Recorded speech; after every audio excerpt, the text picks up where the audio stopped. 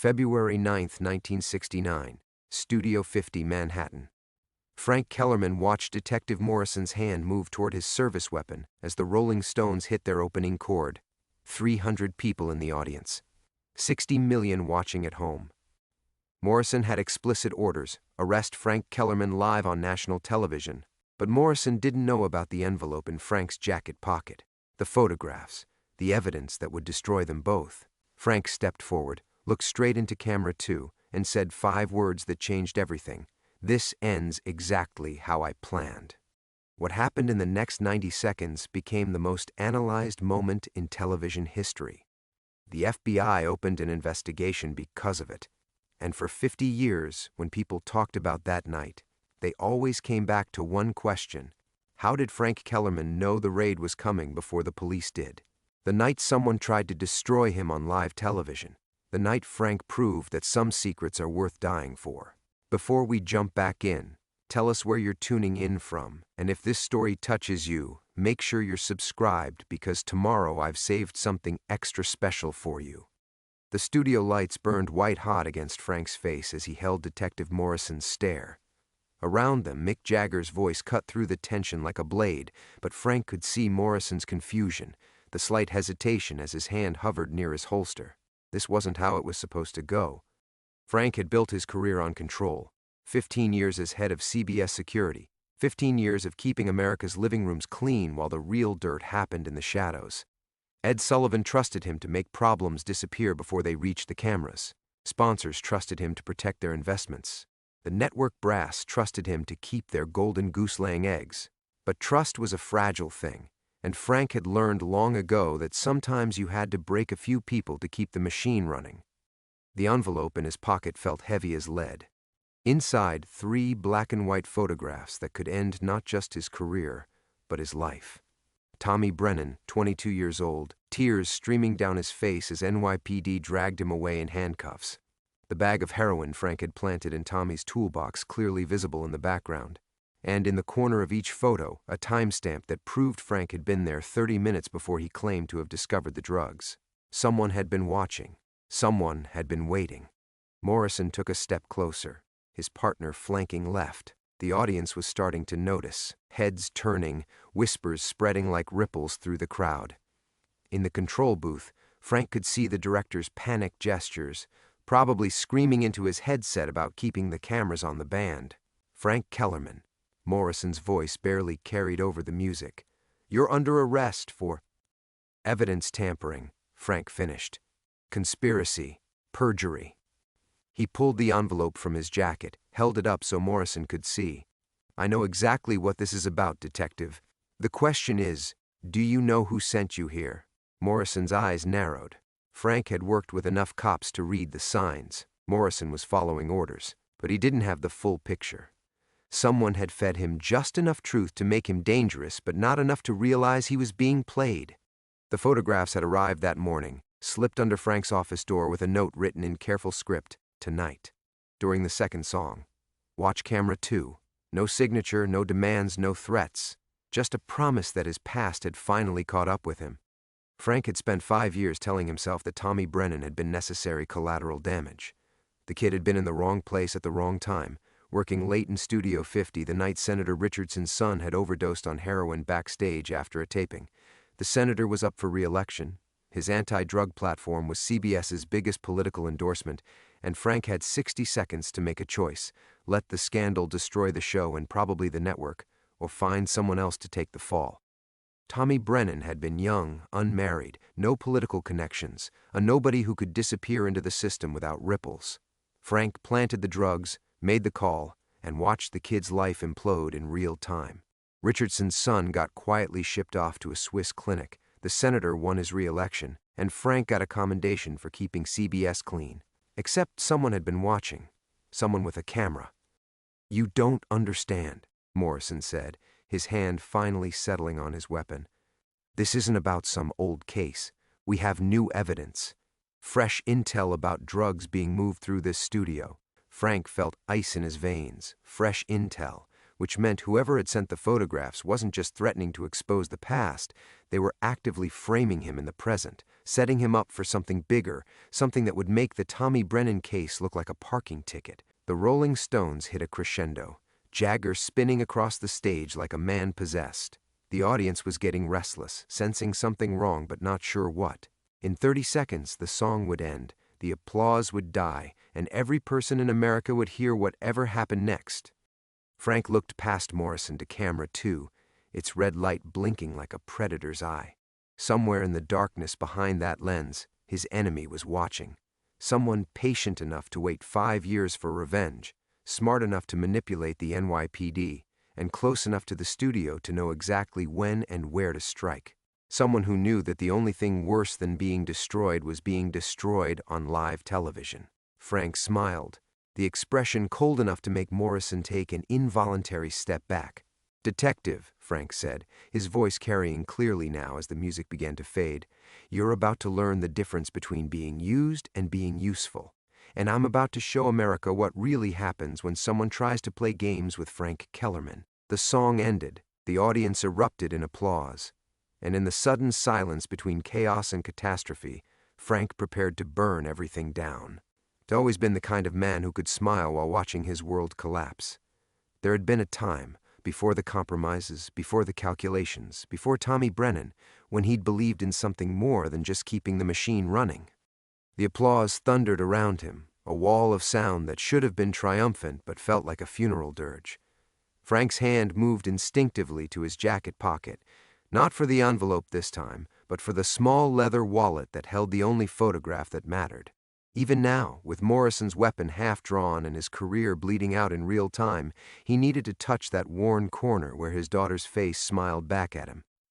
Katie, 23 years old, graduating from Columbia Journalism School in 3 months. She thought her father was a hero, the man who kept television safe for American families who stood between chaos and order in the most important entertainment venue in the country. She had no idea about the bodies he'd buried to build that reputation. "Sir?" Morrison's partner was getting antsy, glancing between Frank and the growing murmur from the audience. "We should—" "Wait." Morrison held up a hand, his eyes never leaving Frank's face. Something in Frank's expression had shifted, and the detective was smart enough to recognize when a cornered animal was thinking instead of just reacting. Frank let his gaze drift past the stage lights to the upper balcony, where shadows pooled between the rigging and the ventilation ducts. He'd walked those catwalks 1,000 times over the past 15 years, checking sight lines and security protocols, learning every inch of this building's secrets. Studio 50 was more than his workplace. It was his domain, his kingdom, the place where he'd transformed himself from a beat cop with a GED into the man who decided which scandals lived and which ones died. But kingdoms could become prisons. Frank had learned that lesson the hard way, watching good people make terrible choices because they had something precious to protect. His wife Margaret had been dead for 8 years now, cancer eating through her lungs while Frank worked 18-hour days to afford the treatments that bought them 6 extra months together. Katie had been 15 then, old enough to understand that her mother was dying but young enough to believe that her father could somehow fix it. Frank had failed Margaret, but he'd made himself a promise over her grave. Katie would never want for anything. She would never have to compromise her principles the way he had. She would never have to look at herself in the mirror and wonder when she'd become the villain. The envelope in his pocket felt heavier now, weighted with the knowledge of what exposure would mean. Not just for him, but for her. Katie Kellerman, daughter of the corrupt security chief who framed an innocent man and sent him to prison. The scandal would follow her for the rest of her life, poison every byline, taint every story she tried to tell. "You know what I find interesting, detective?" Frank's voice was softer now, almost conversational. The studio audience was settling down, expecting Ed Sullivan to emerge for his traditional between-acts banter, but Frank could see the host standing frozen in the wings, his famous composure cracking as he tried to understand what was happening on his stage. Morrison didn't respond, but his grip on his weapon loosened slightly. "I find it interesting that whoever sent you here knew exactly when the Stones would be performing their second song. That's not public information. That's not even network information. That's internal to this production, decided maybe 6 hours ago when we finalized the show order. Frank took a step closer, watching Morrison's eyes. Which means your anonymous tip came from someone who's been in this building today. Someone who sat in our production meetings. Someone who knows exactly how this place works. The detective's face flickered with uncertainty. The first crack in his certainty that Frank had seen. Good. Morrison was starting to realize he might be a pawn instead of a knight. The question you should be asking yourself, Frank continued, is why they waited until we were live to make their move. Why not come to you yesterday, or last week, or last month? Why wait until 30 million Americans are watching? He gestured toward camera 2, its red eye still burning. Because this isn't about justice, detective. This is about theater. And the person pulling your strings understands that the difference between a scandal and a tragedy is all in the timing. In the wings, Frank could see a familiar silhouette. Sarah Mitchell, Ed Sullivan's personal assistant, clipboard clutched against her chest as she watched the drama unfold. 24 years old, efficient to a fault, the kind of invisible presence that made the show run smoothly. She'd been working for Sullivan for almost 2 years now, and Frank couldn't remember a single conversation of more than 5 words with her. But something about the way she was standing, perfectly still, unnaturally calm, made his skin crawl. Frank's eyes locked on Sarah Mitchell, and in that moment, everything shifted. She wasn't watching the chaos with the horrified fascination of the other crew members. She wasn't clutching her clipboard in panic or confusion. She was watching him with the cold satisfaction of someone seeing a plan executed perfectly. The recognition hit him like a physical blow. Sarah Mitchell, 24 years old, the same age Tommy Brennan would be now if he hadn't died in Attica 3 months into his sentence. Shivved to the kidney in the shower, according to the report Frank had read with carefully manufactured indifference. Just another casualty of a system that chewed up the weak and expendable. But Tommy Brennan had a sister. Frank remembered that detail now, pulled from the background check he'd done before framing the kid. A younger sister, maybe 13 or 14 at the time. No other family after their parents died in a car wreck. Just 2 kids trying to survive on Tommy's stagehand wages, until Frank decided he was more useful as a scapegoat.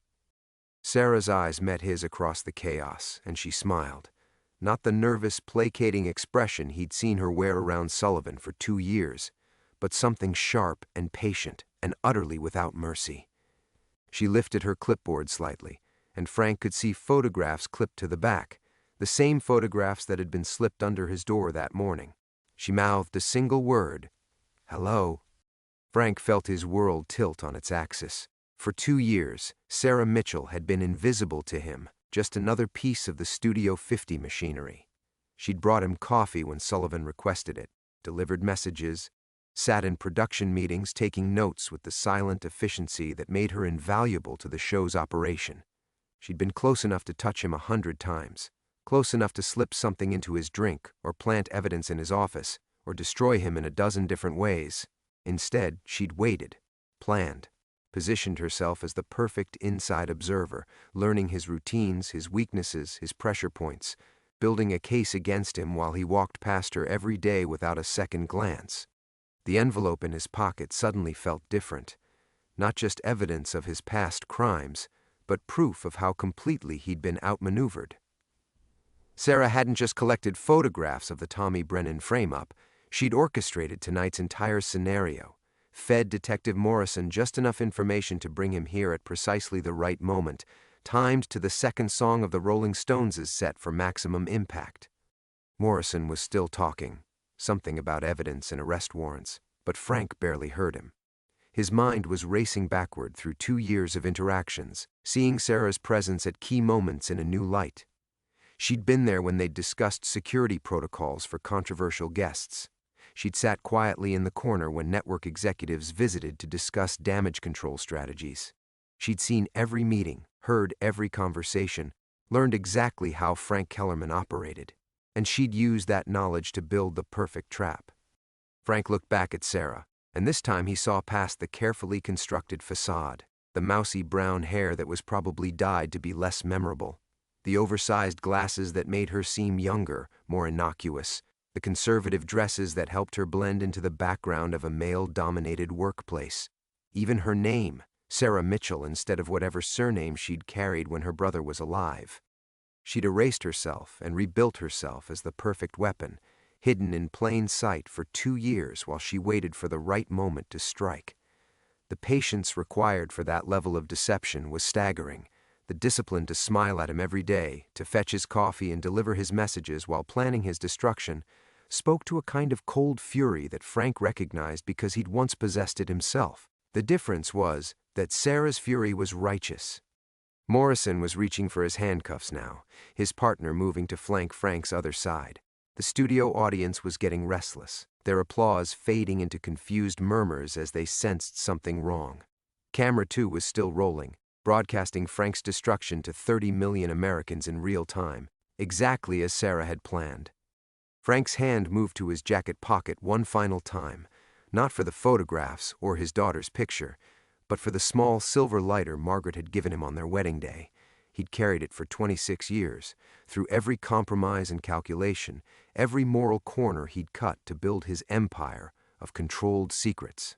Tommy Brennan had died for Frank's ambition, and now Tommy's sister was going to destroy Frank's legacy with the same methodical precision Frank had once used to destroy her family. The circle was closing, the debt was coming due. And Sarah Mitchell, whoever she really was, had spent 2 years making sure Frank would have front-row seats to his own annihilation. Frank smiled again, but this time it was different.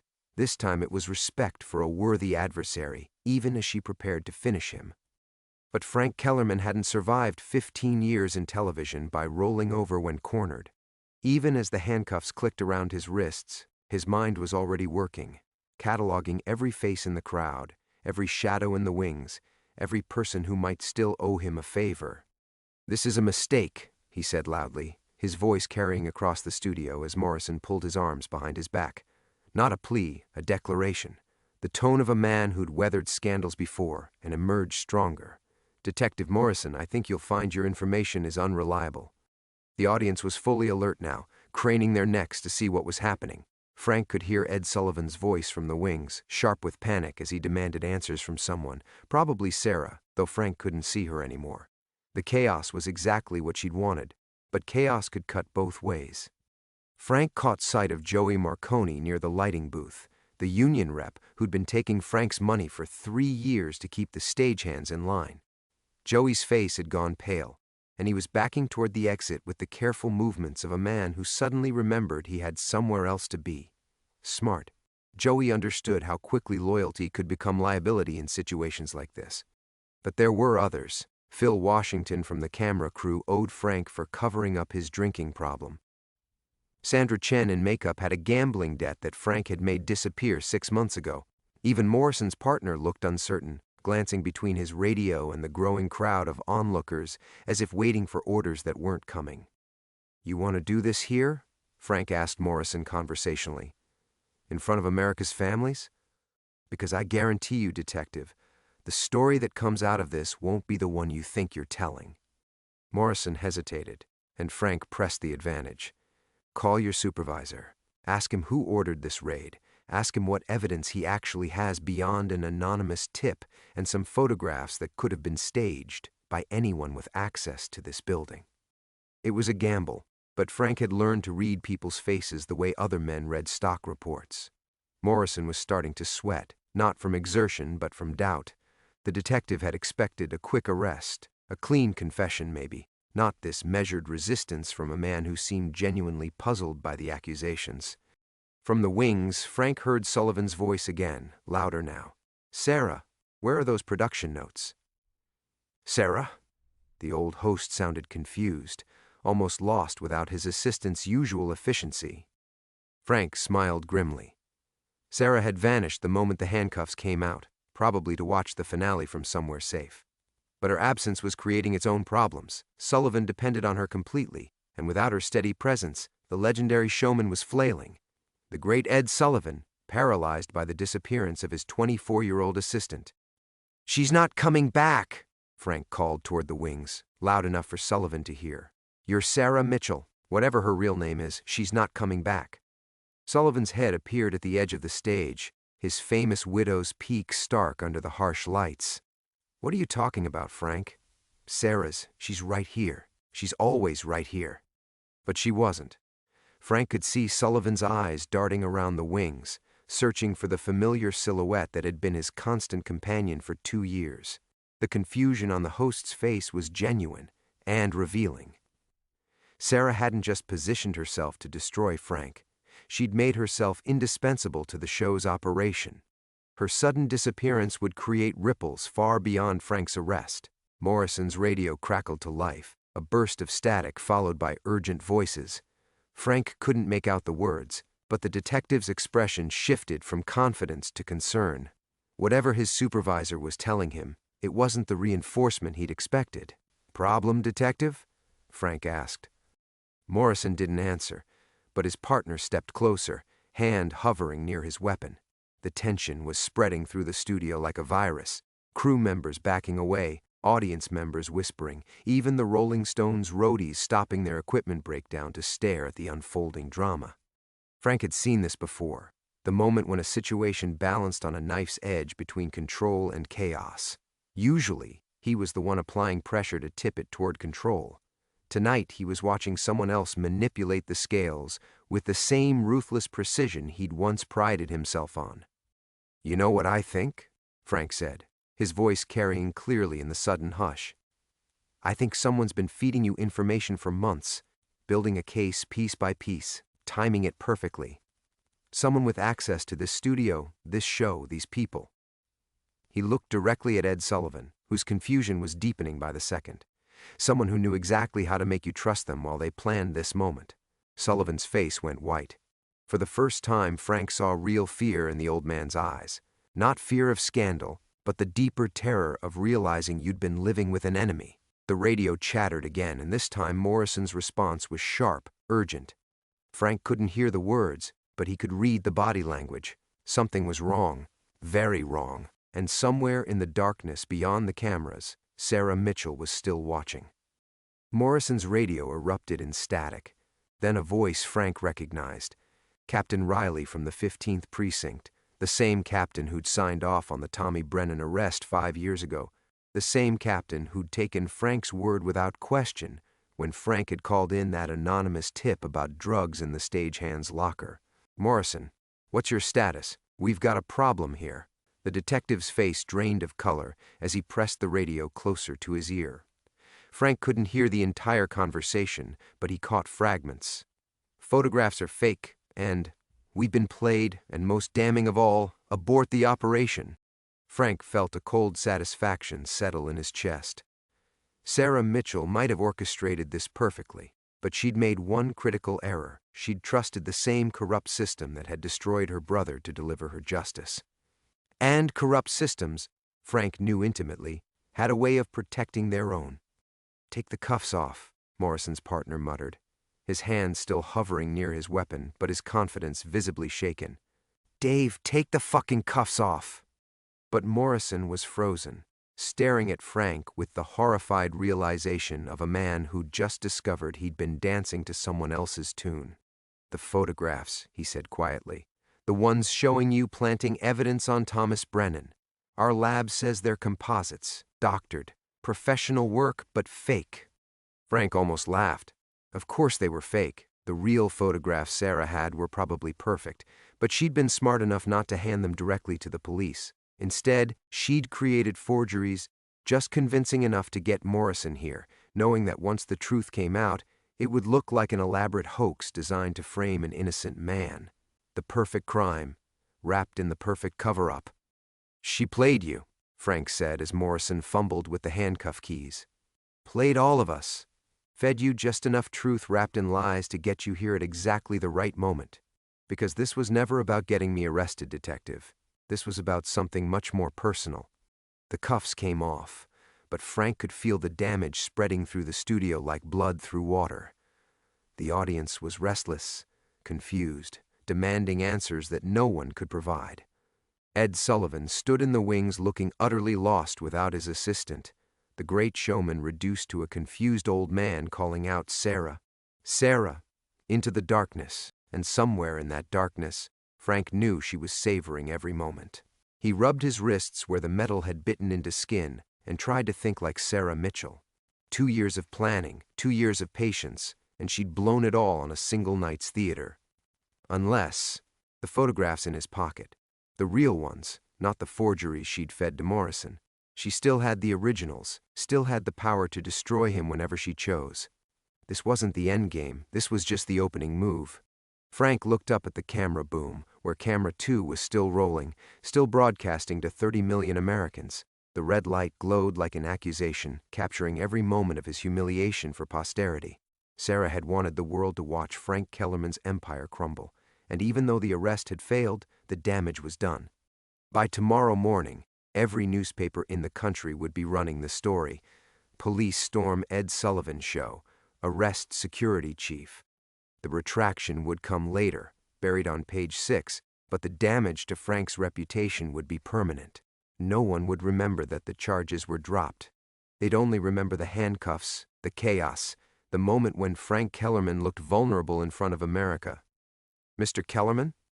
Morrison looked sick, his earlier confidence replaced by the queasy realization that his career might not survive this debacle. "I'm sorry, the information we received seemed credible." Frank waved him off, his attention focused on the wings where Ed Sullivan was still calling for his missing assistant. The old man's voice was getting desperate now, the legendary composure cracking completely. In 26 years of television, Ed Sullivan had never been this lost, this helpless. Because for 2 years, Sarah Mitchell had made herself indispensable. Not just efficient, indispensable. She'd learned every detail of Sullivan's routine, anticipated his every need, become the invisible foundation that held his world together, and now she'd vanished, leaving him flailing in front of 30 million viewers. Frank began to understand the true scope of her revenge. This wasn't just about destroying him, it was about destroying everything he'd spent 15 years building. The show, the relationships, the carefully constructed network of favors and obligations that kept Frank's world spinning. Tommy Brennan had died alone in a prison cell, forgotten by everyone except his sister. But Frank Kellerman would die slowly, publicly, watching his empire collapse piece by piece while the world applauded. And Sarah Mitchell would be somewhere in the darkness, patient as death, waiting for the perfect moment to deliver the killing blow. Frank walked toward the wings where Ed Sullivan stood frozen, his legendary composure shattered like glass under television lights. The old man clutched a clipboard to his chest, Sarah's clipboard, Frank realized, as if it were a life preserver in drowning waters. "Ed," Frank said quietly, approaching the man who'd been both his employer and his shield for 15 years. "We need to talk." Sullivan's eyes darted past Frank toward the dispersing chaos on stage, where Morrison and his partner were retreating with the defeated posture of men who'd just discovered their careers hanging by threads. "Where is she, Frank? Sarah never just disappears. Never. She's been with me through 3 heart attacks, 2 nervous breakdowns, and every crisis this show has faced. She doesn't just vanish." The desperate faith in Sullivan's voice hit Frank like a physical blow. For 2 years, he'd watched the legendary host become increasingly dependent on his young assistant, but he'd dismissed it as typical workplace attachment. Now he saw it for what it really was. Calculated emotional manipulation by someone who understood that the deeper the trust, the more devastating the betrayal. Frank pulled the envelope from his pocket, the photographs that had started this nightmare feeling heavy as lead in his hands. "Ed, what do you know about Sarah's family? Her background? What does that matter now?" Sullivan's voice cracked with exhaustion. "She's the best assistant I've ever had. Anticipates everything, remembers everything. Hell, she knows my schedule better than my own wife does." "Her brother," Frank pressed. "Did she ever mention a brother?" Sullivan's face went blank for a moment, then twisted with confusion. "Brother? No, Frank, you've got it wrong. Sarah doesn't have any family. That's why she's so devoted to the show. Told me herself that we're all the family she has left. Parents died in a car accident when she was 16. No siblings, no relatives. She's completely alone in the world." The words hit Frank like a sledgehammer to the chest. He stared at Sullivan's earnest, confused face and felt reality shift beneath his feet like quicksand. No brother. Sarah Mitchell, whoever she really was, had no brother, which meant Tommy Brennan wasn't her brother at all. Frank's mind reeled backward through 5 years of guilt, 5 years of carrying the weight of destroying an innocent man's life. He'd built his entire understanding of tonight's revenge around Sarah's family connection to Tommy, around a sister's patient quest for justice. But if Sullivan was right, if Sarah had no family, then everything Frank thought he knew was a lie. "Frank?" Sullivan's voice seemed to come from very far away. "You look like you've seen a ghost." A ghost. Frank almost laughed at the bitter irony. He'd been haunted by Tommy Brennan's memory for 5 years, tortured by guilt over destroying an innocent man. But what if Tommy hadn't been innocent? What if Frank's instincts had been right all along, and he'd simply been manipulated into doubting himself? No, that couldn't be right either. Frank remembered the night clearly, the planted drugs, the fabricated evidence, the careful choreography of Tommy's destruction. Frank had orchestrated every detail because Tommy had stumbled onto something he shouldn't have seen, some corruption or cover-up that would have cost Frank his position. But if Sarah wasn't Tommy's sister, then who was she?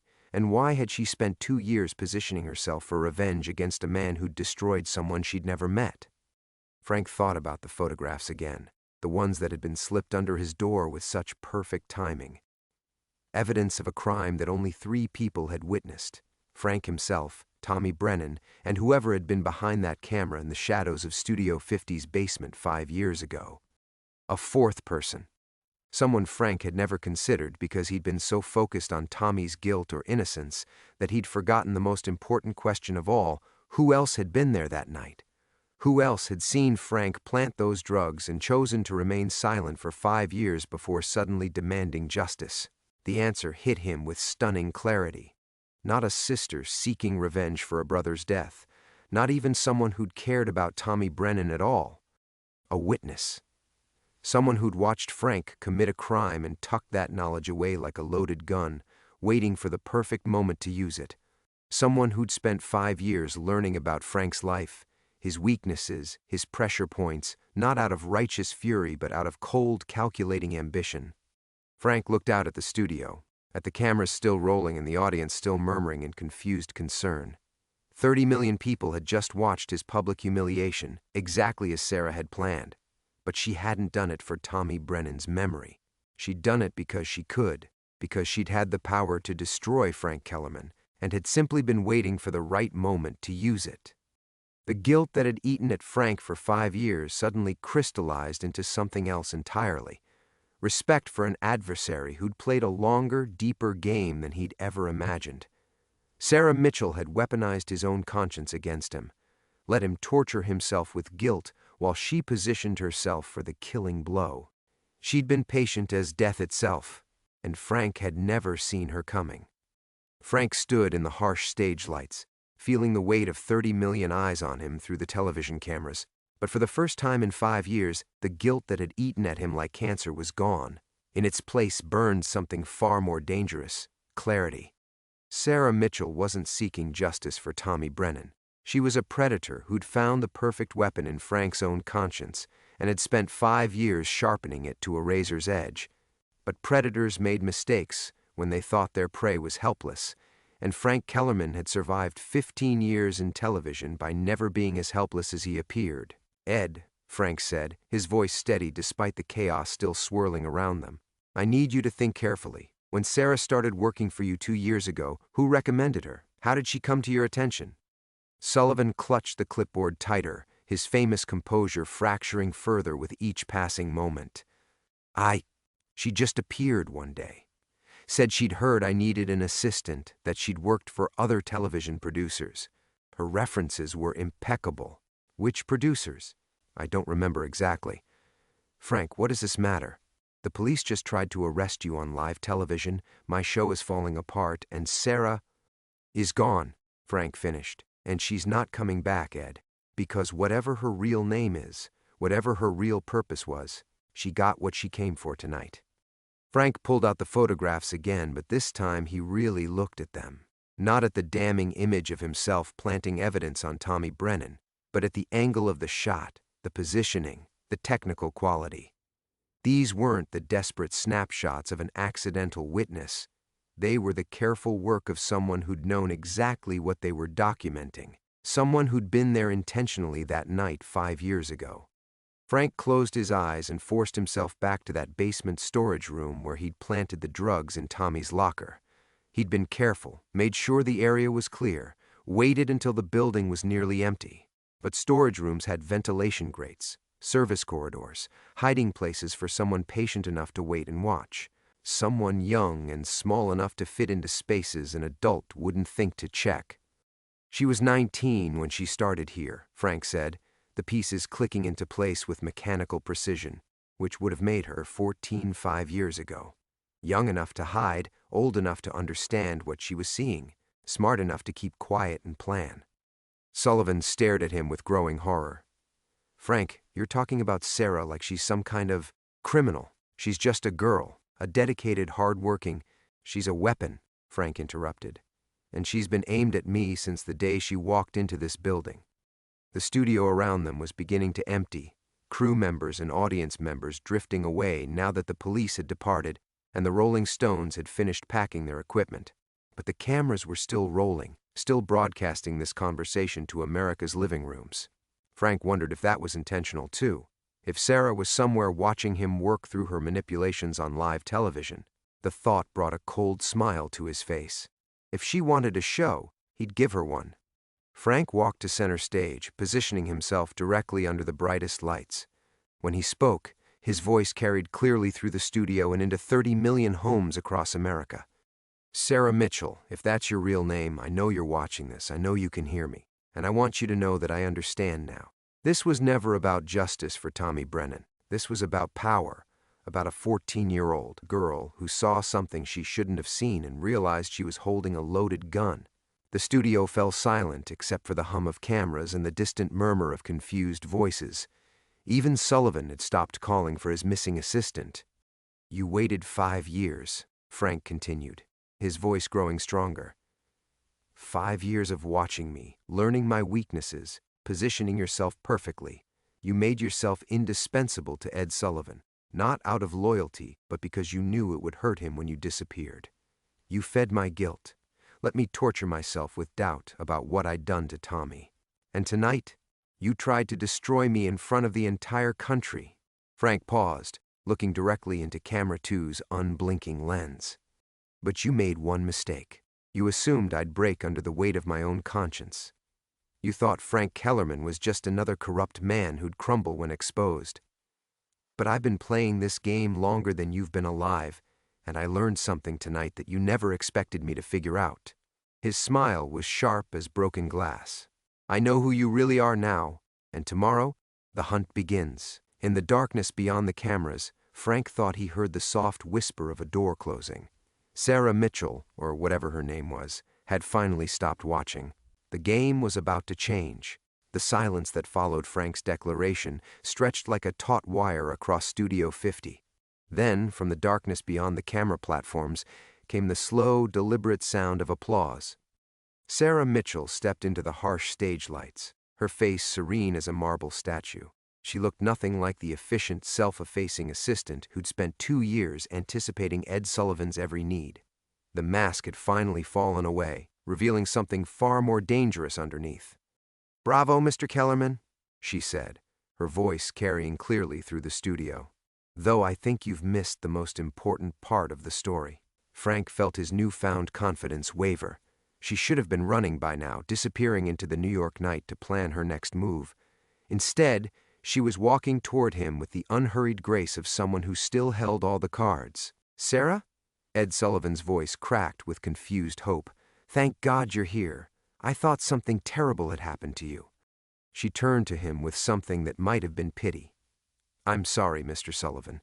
You've been very kind to me, but our working relationship is finished." "I don't understand," Sullivan said, clutching her clipboard like a lifeline. "What's happening here? Frank says you're not who you claim to be, but that's impossible. I've known you for 2 years. You're family to me." "Family," Sarah repeated, the word hanging in the air like smoke.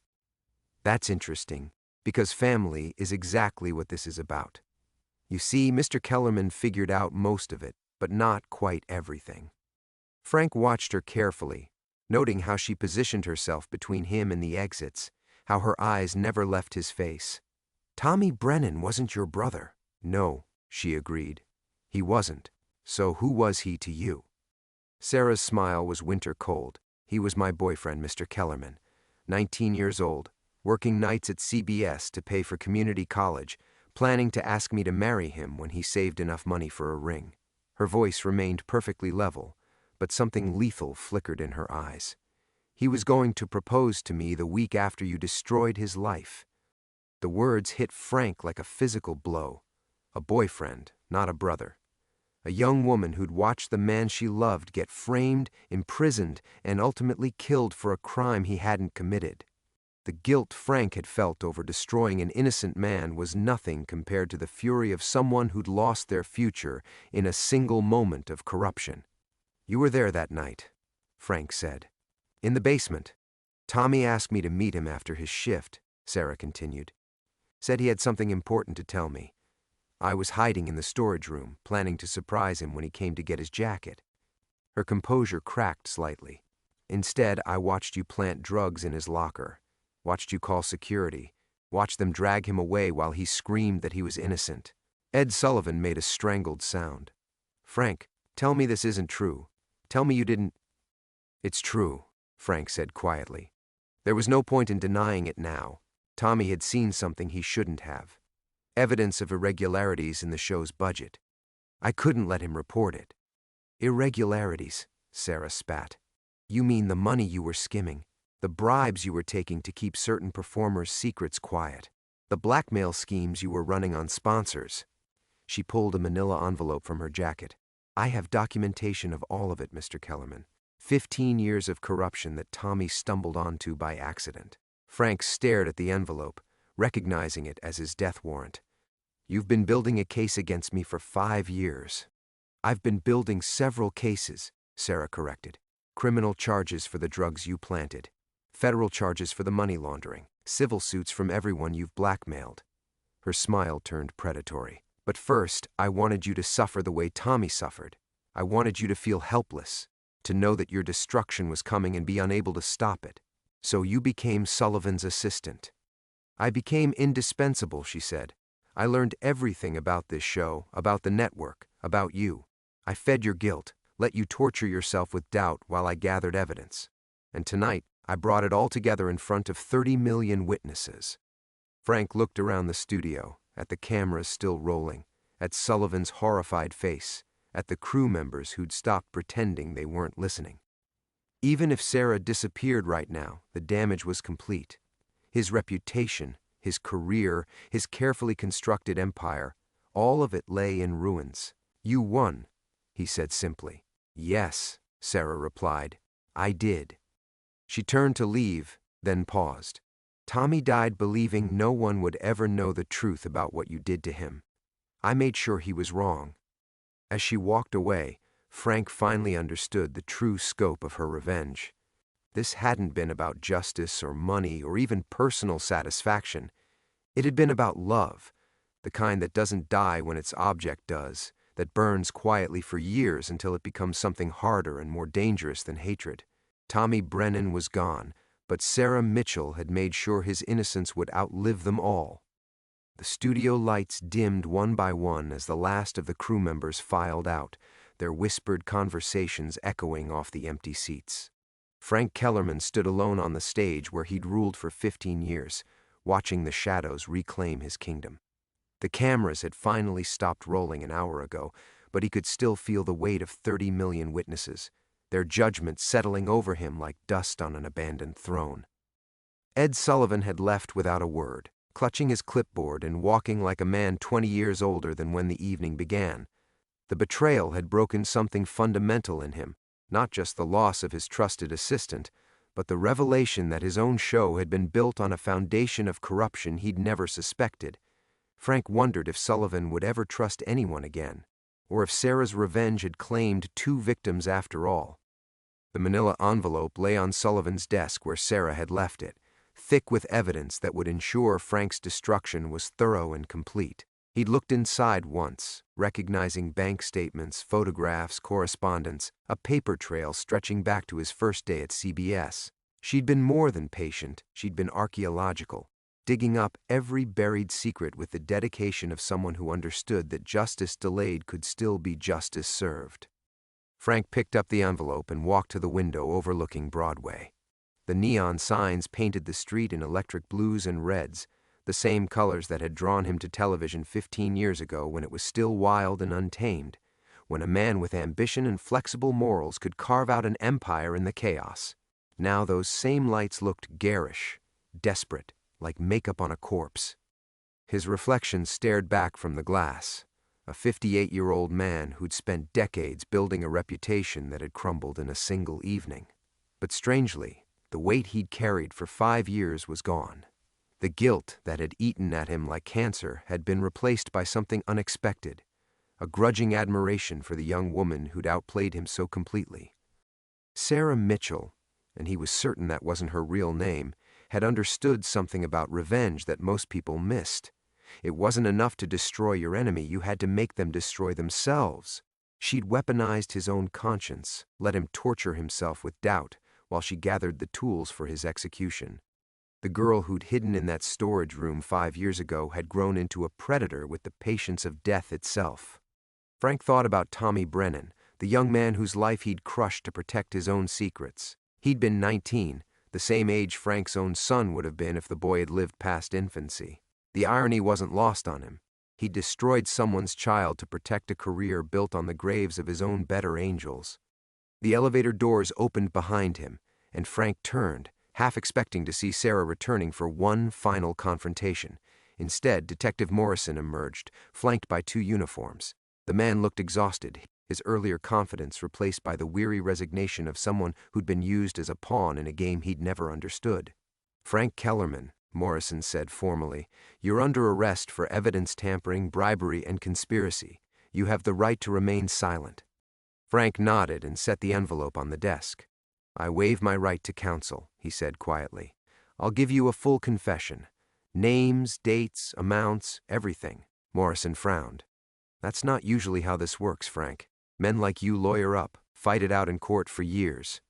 "Men like me are cowards," Frank replied, extending his hands for the handcuffs. "I've been running from the truth for 15 years. I'm tired." As they led him through the corridors where he'd once walked like a king, Frank found himself thinking not about prison or disgrace, but about the kind of love that could burn quietly for 5 years before becoming something harder than hatred. Sarah had loved Tommy Brennan enough to sacrifice her own youth on the altar of vengeance, transforming herself into a weapon forged from grief and guided by an unshakable sense of justice. The irony was perfect. In trying to protect his empire by destroying an innocent man, Frank had created the very instrument of his own downfall. Tommy Brennan's death had given birth to something far more dangerous than the truth he'd tried to silence. Outside, the February wind cut through his coat like judgment itself. The police car waited at the curb, its red and blue lights painting the CBS building in colors that reminded Frank of the old days, when television was still magic and the future belonged to men brave enough or foolish enough to reach for it. As the car pulled away, Frank saw a familiar figure standing in the shadows across the street. Sarah Mitchell watched his departure with the same calm expression she'd worn while serving Ed Sullivan coffee for 2 years. She'd kept her promise to Tommy Brennan. His innocence would outlive them all.